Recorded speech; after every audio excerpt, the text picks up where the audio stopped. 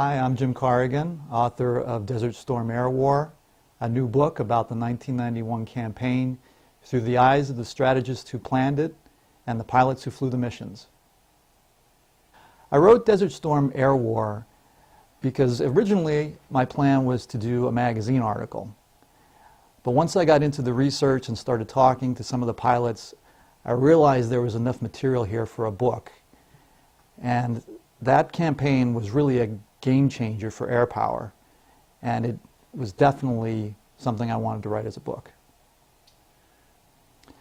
The air campaign was revolutionary because, first of all, technology had changed considerably.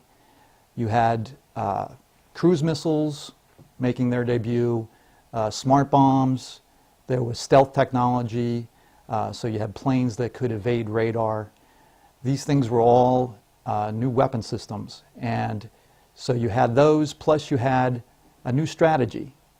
Old air campaigns involved bombing frontline troops and then reserve troops and working your way back until you got to the enemy's capital city.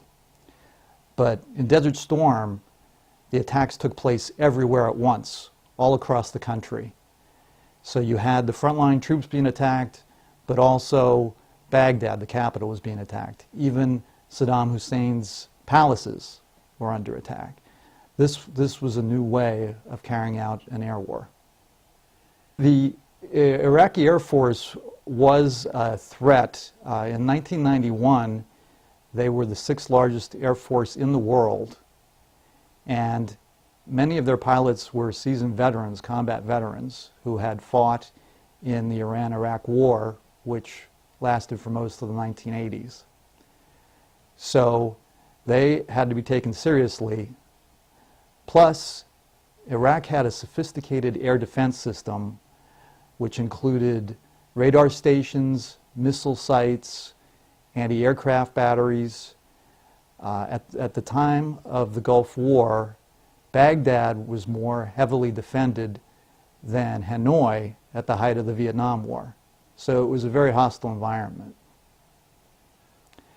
Desert Storm's remembered as a lopsided victory mostly because of the ground war, which lasted just 100 hours and involved large numbers of Iraqi troops surrendering. But what people overlook is the fact that prior to that ground war, there was this intensive 6-week air campaign that involved complete attacks across the country that made the ground victory possible. For the first time, air power had lived up to its true potential. The air campaign was enormous considering it lasted only 6 weeks. Allied pilots dropped 88,000 tons of bombs. They flew more than 100,000 sorties. So this was a very large, intense campaign. A theme that emerged while I was doing the research and writing was the impact of the Vietnam War on this war. Most of the leaders during Desert Storm had served in Southeast Asia and were determined not to repeat some of the mistakes from the past. For example, during Desert Storm, much of the mission planning took place at the squadron level, not, for example, in Washington. So you had the pilots who were flying the missions and risking their lives, making the decisions about the missions they'd be flying.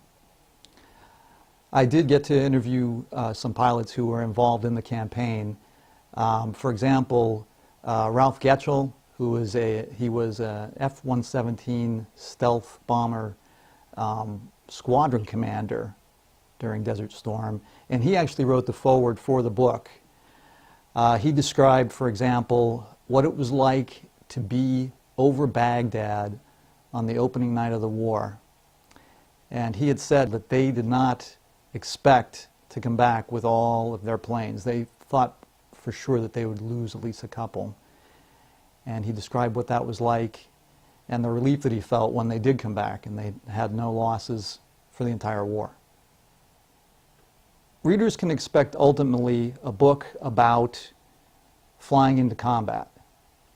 Grand strategy, that's important and that's covered, but I've always been fascinated by what it was like to fly through skies filled with flak or evade a missile that's locked on. How do they do that? What's it like to bail out of an aircraft at 20,000 feet? These are things I found fascinating and included in the book.